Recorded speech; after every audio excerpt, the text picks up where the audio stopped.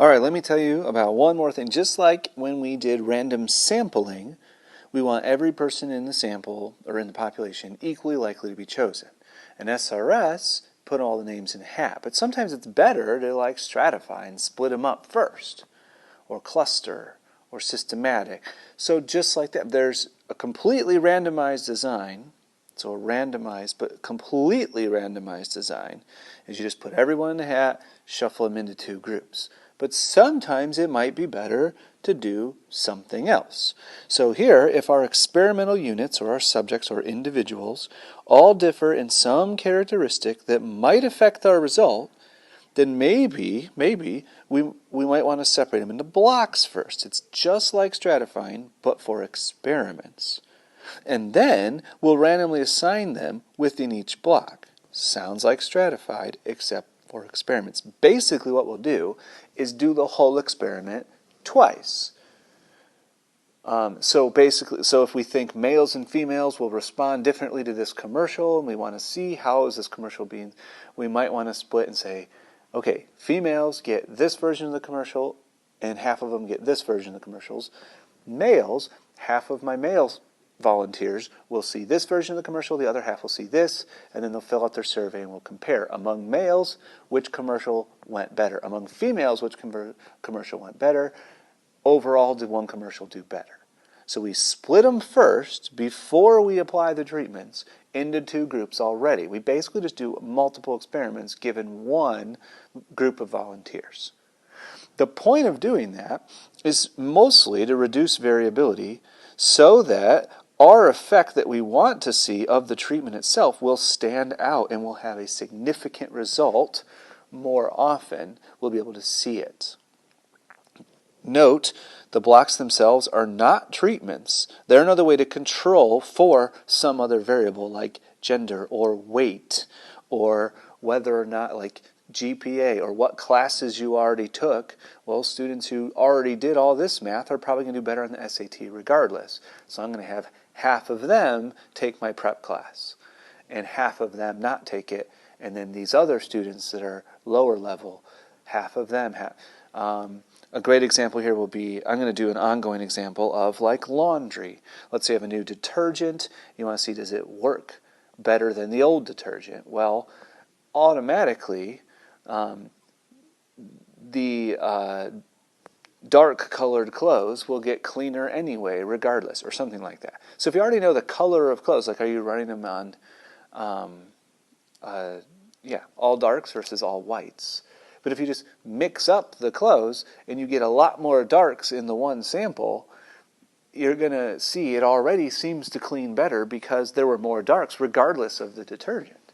And if you did a whole bunch of samples of that, it's going to be harder to see that the detergent is the determining factor and not the color. So I might want to split up and say, okay, I'm going to just do dark loads, and I'm going to do 10 with the detergent and 10 with the old detergent.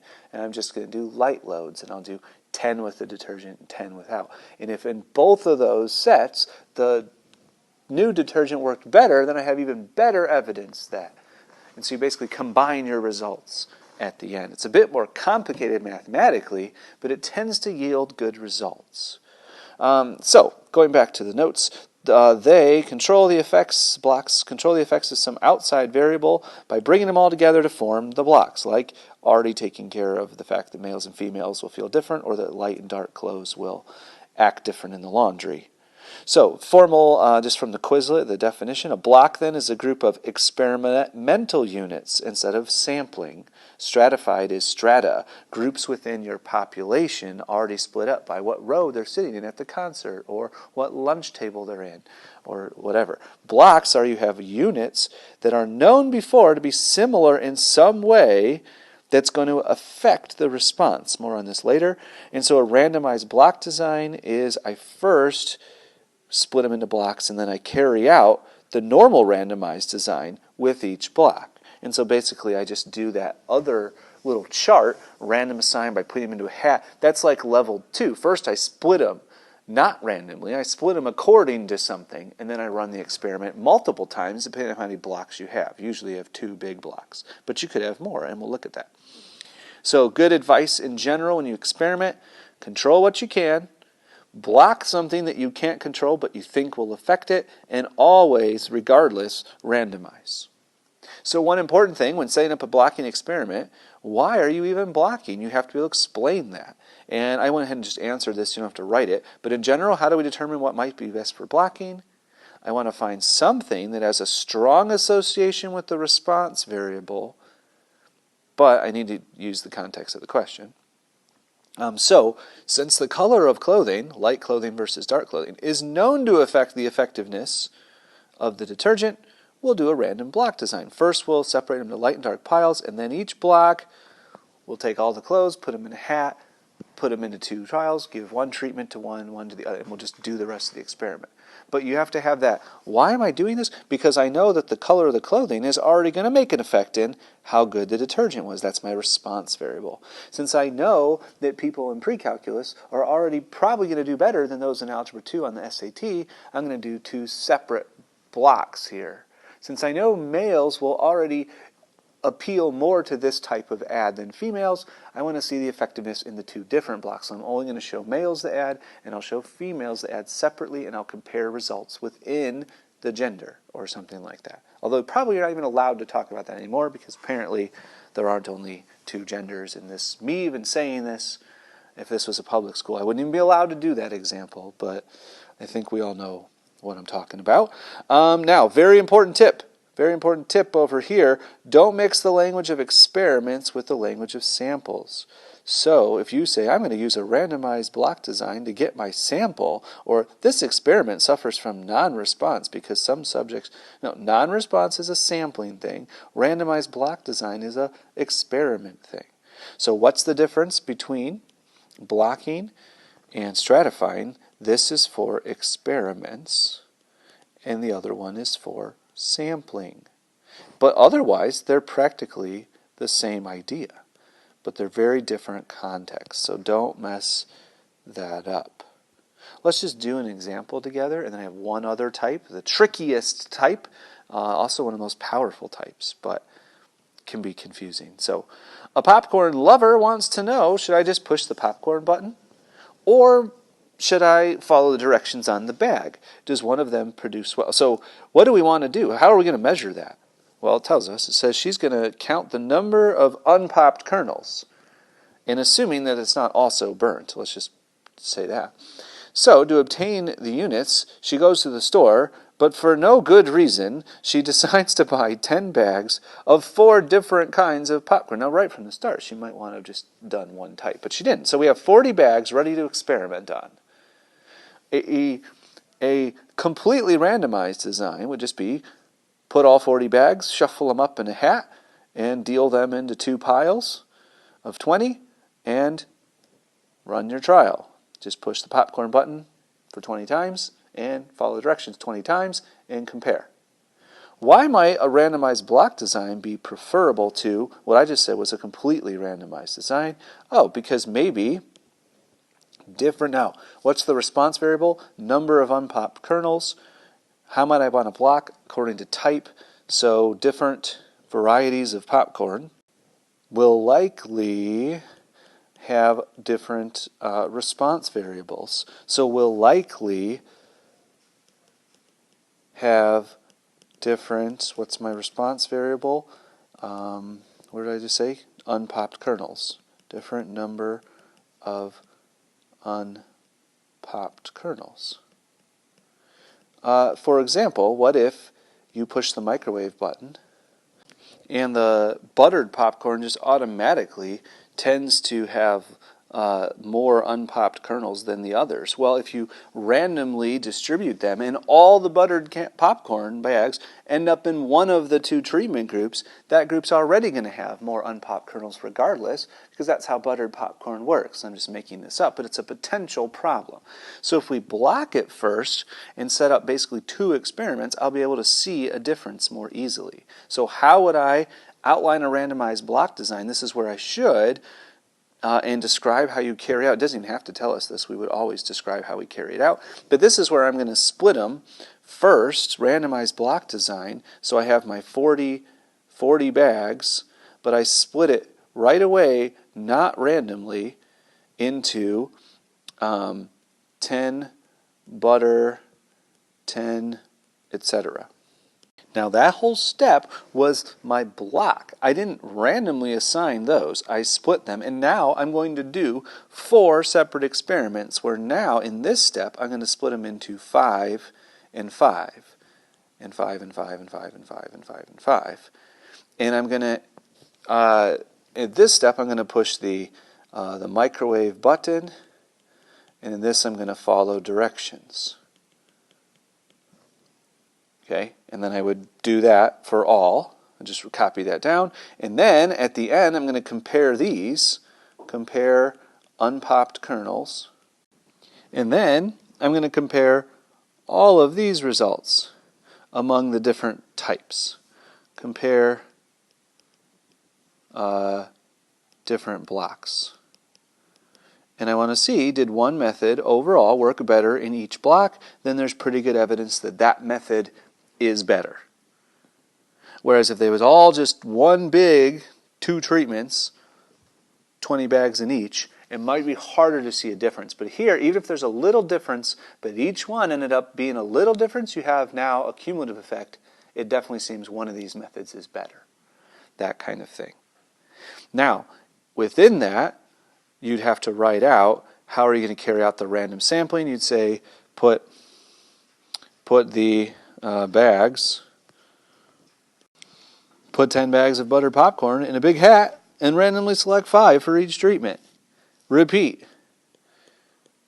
Repeat this method for each type, for each block.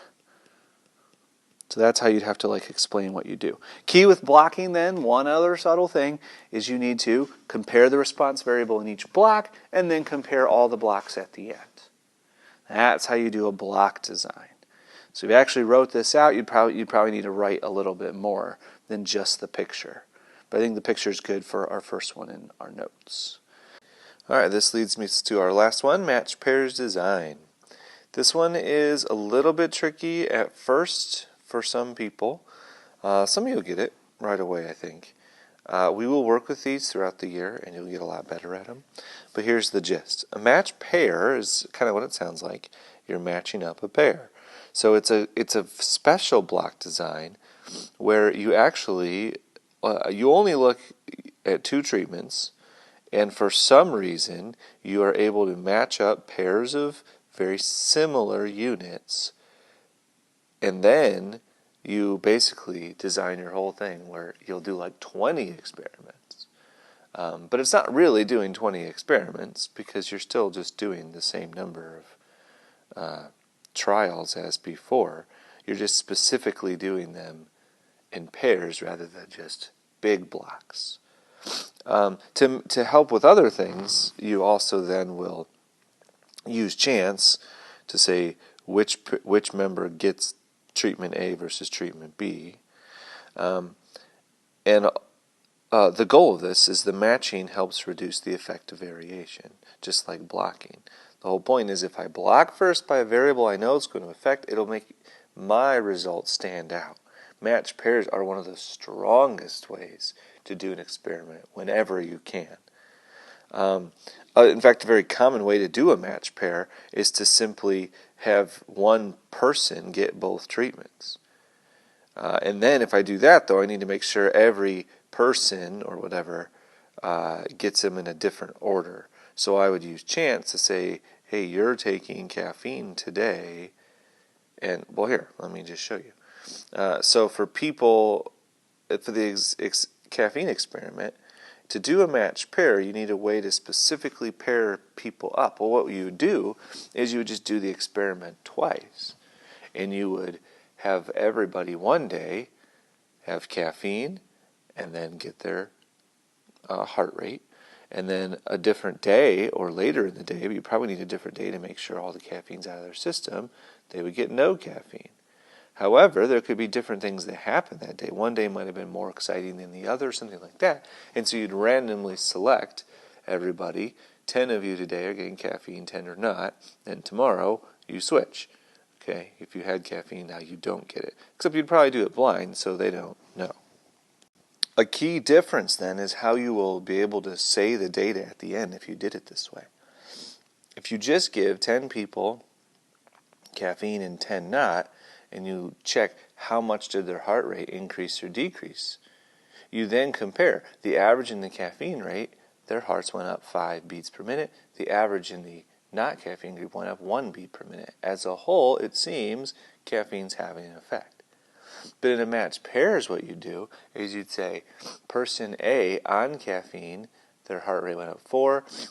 Not on caffeine, their heart rate went up 3. So they had a difference of 1. Their heart rate went up 1 more on caffeine. This guy over here went up 6 more. This guy actually went down by 1. This guy, and what you would do is you take all the differences first, and then you just say, overall, what is my average difference? And you might say it's 3 or something like that. Now those two results are similar. In the one you say, on average, the caffeine group minus this other group, their average is minused out to be 3. Here, the average of all the differences. That was probably more confusing right now, but that example is going to make a lot more sense later when we see the math behind it. So that's going to be a little tip I'm going to say later. Another way here, for shoes or for tires, it would be great if you want to check which tire is better to just put both tires, brand A and brand B, or a shoe of brand A and a shoe of brand B, on the same car or the same person. Then the tire brand A, rather than having 20 cars with brand A tires and 20 cars with brand B tires, you have 40 cars that have 2 brand A and 2 brand B tires on them. And you need to randomize which tire they are, or maybe do left and right, or maybe do front left and back right or something. That way you get one in both. And then with each car, you say, okay, on this car that clearly did the course the same way with the same speeds and same accelerations, all of which could account for tire wear, how did the tire A versus tire B work on that one car? And then how did that work across all the cars? Versus simply these 20 cars, these 20 cars. It takes out, it's like even more power, it takes out even other confounding variables like, well, the cars didn't drive exactly the same. Well, here, that wouldn't even matter. And you'd be much more likely to see a more profound effect in which is better. So put 2 brands on one person or one car if you're doing tires. Now with shoes, it might be weird to run with 2 different shoes on. But then what you could do is, like, if you're having a big race, you could then match up people by, like, well, these people run at about the same pace and are about the same weight. So he'll get brand A, he'll get brand B. And now I'll specifically compare these 2 runners. Now the important thing is, with matched pairs, it's got to be a reason that you would pair them up. Like, you can't just say, oh, I'm going to take you 20 people in Mr. Gorbel's room and give you a test. I'm going to take you 20 people in Mr. Trapp's room and give them a test. And then we're going to compare results of the test. There's going to be something else different maybe. Or maybe it's just the teacher or something like that. But you can't say, oh, well, I'm going to take this student who's sitting at this desk and pair them with the student who's sitting at the same desk in the other room. There's no connection between those students. You're not expecting their specific results to be similar. Matched pairs are often done on stuff like twins. Twins have a lot in common. So if we do a different treatment per twin, you've now eliminated a lot of variables because the twins are already so similar. We could just compare that result. And so those are interesting studies. Can you do matched pairs for a popcorn problem? Well, this would be a good example of, well, no, not really, because there's nothing about that one bag of buttered popcorn and that one bag of kettle corn. Not to mention you have 4 treatments. So very much there's no reason or really way to do matched pairs. The laundry example is that there's no reason to pair that one dark clothing with that one piece of light clothing and subtract their overall difference in how clean they got. There's no way to do that. So matched pairs only works sometimes, but when it does, it's pretty powerful. The most common you'll see on the AP exam is when you pair somebody with themselves. And so then they become their own control group. Here's your brain on drugs. Here's your brain not on drugs. If you know those old commercials. You probably don't. But that would be the idea. Here's what your body did when it didn't have caffeine. Now here's what it did when it did have caffeine. Is there a difference? And if there's a difference for every person in the study, it's a really good chance that caffeine's making a difference. One last thing, this is all year long, so a helpful way, and I was already hinting at this, is this matched pairs. Just ask, what would you compare at the end? In matched pairs, you should be able to calculate a difference for each pair and then talk about the average difference among all of them. In all the other designs, block or not, you compare the overall average. So is there a reason to compare the tread on tire A versus tire B because they were both on this car? Well, sure. What was the average difference of all the cars? If you have 20 cars of one and 20 cars of the other, all you could do is say, what was the average tread on all of these 20? What was the average tread on all of these 20? Okay, now what's the difference between those big averages? So, match pairs, blocking, hopefully all those examples, you can only watch this once and you understand it and we can just move on, I hope.